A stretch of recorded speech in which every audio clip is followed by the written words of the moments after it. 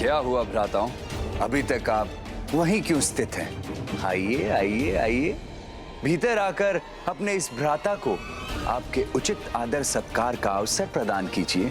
तुम्हें क्या लगता है कि हम यहाँ तुम्हारे... क्षमा कीजिए भैया, किंतु यदि ममतासुर भ्राता मानकर हमारा सत्कार करना चाहता है तो इसमें अनुचित क्या है? भैया स्थिति को समझिए, इससे इसके छल में उलझा कर ही हम इससे माँ की दिव्य गदा प्राप्त करने में सफल होंगे, समझे भैया?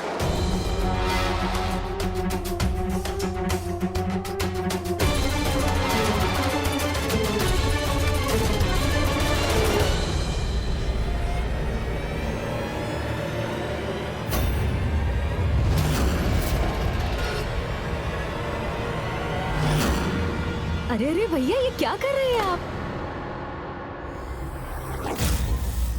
मैं प्रथम पूज्य हूँ, इसीलिए विधि के अनुसार सर्वप्रथम आगे बढ़ने का अवसर तो मुझे ही प्राप्त होना चाहिए ना?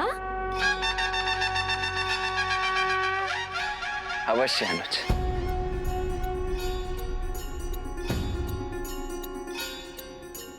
मेरे प्रिय भ्राताओं, इन सुंदर पुष्पों में छुपे विषैले कांटों से तो अब आपके पत्रांत तो क्या, कोई रक्षा कवच भी आपकी रक्षा नहीं कर पाएगा।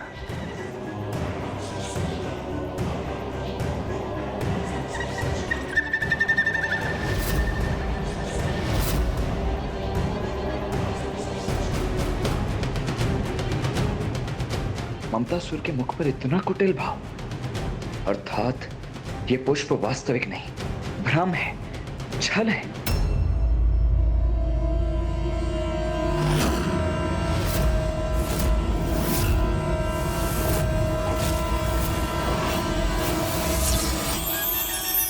आहा, कितने कोमल पुष्प हैं। ये विषैले कांटे पुष्पों में कैसे परिवर्तित हो गए? इन पुष्पों को हमारे मार्ग में बिछाकर हमारा स्वागत करने के लिए तुम्हारा बहुत बहुत धन्यवाद ममतासुर।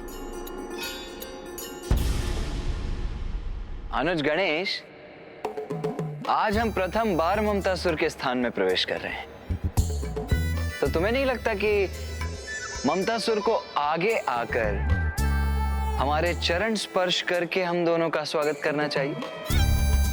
विशेषकर प्रथम पूज्य गणेश जी का तो करना ही चाहिए। भैया उचित कह रहे हैं ममतासुर। आयु में तुमसे अधिक होने के कारण तुम्हें यहाँ आकर हमसे आशीष लेना चाहिए।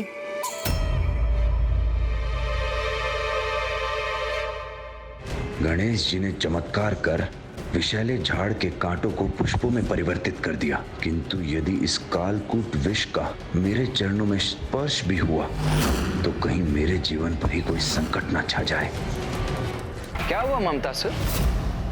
आओ आगे बढ़ो।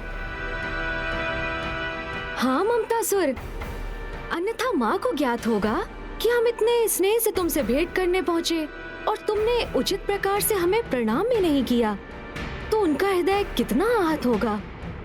और उस पीड़ा से उत्पन्न हुए क्रोध के कारण कहीं ऐसा ना हो कि तुमने उनसे वरदान में जो प्राप्त किया है, कहीं वो तुम्हें उससे ही वंचित ना कर दे। अब माँ के क्रोध का क्या पता, समझ रहे हो ना तुम? ये कैसी दुविधा प्रकट हो गई, अब मैं क्या करूं?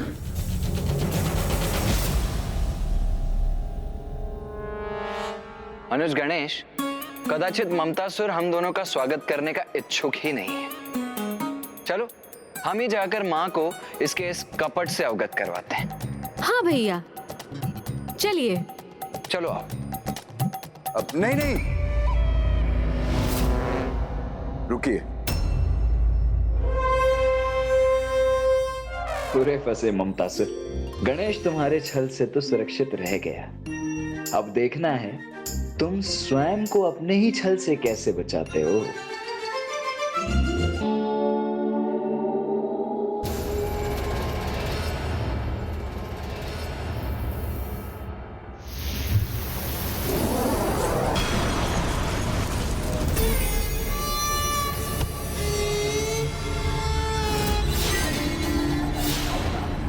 प्रणाम तो दाहिने हाथ से ही किया जाता है ना।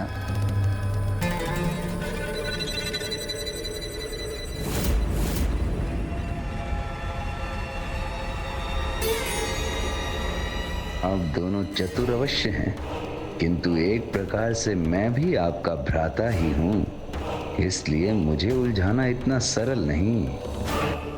भैया, अत्यंत कपटी है ये दुष्ट।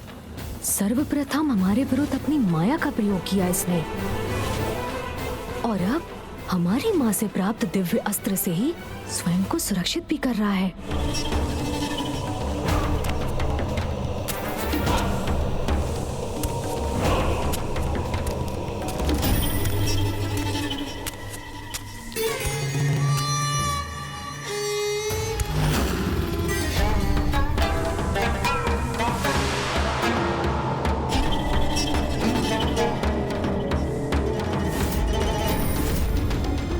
क्या हुआ मेरे प्रिय भ्राताओं, अपने इस भ्राता को आशीष नहीं देंगे आप?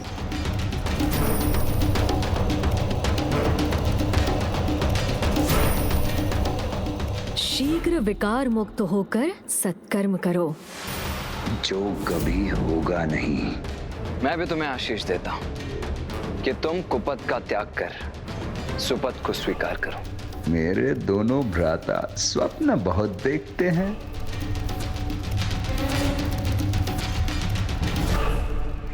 आइए भीतर प्रवेश कीजिए। मैं ऐसा आदर सत्कार करूंगा आप दोनों का जैसा आज तक किसी ने नहीं किया होगा। हम भी देखते हैं कि इस गदा को कब तक थाम के रख सकते हो तुम।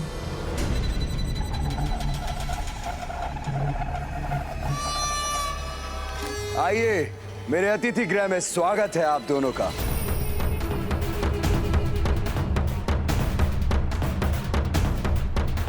ममतासुर, एक सुझाव है तुम्हारे लिए। तुम तनिक सतर्क रहना, क्योंकि गणेश माँ को सर्वाधिक प्रिय है। इसीलिए उसके अतिथि सत्कार में यदि तुमसे कोई चूक हो गई तो माँ क्रोधित होकर केवल तुम्हारी सहायता से ही मुख नहीं मोड़ेंगी, अपितु इसके लिए तुम्हें कठोर से कठोर दंड भी देंगी। और गणेश तो इतना विशेष अतिथि है तुम्हारे लिए कि उसका सत्कार तुम्हें सेवकों द्वारा नहीं, अपितु स्वयं अपने हाथों से करना चाहिए। सेवक नहीं, अपने प्रिय भ्राताओं की सेवा तो मैं स्वयं ही करूंगा। ये कैसा वचन दे दिया मैंने इन्हें? ऐसा करने पर तो मुझे अपनी गदा को अपने हाथों से मुक्त करना होगा।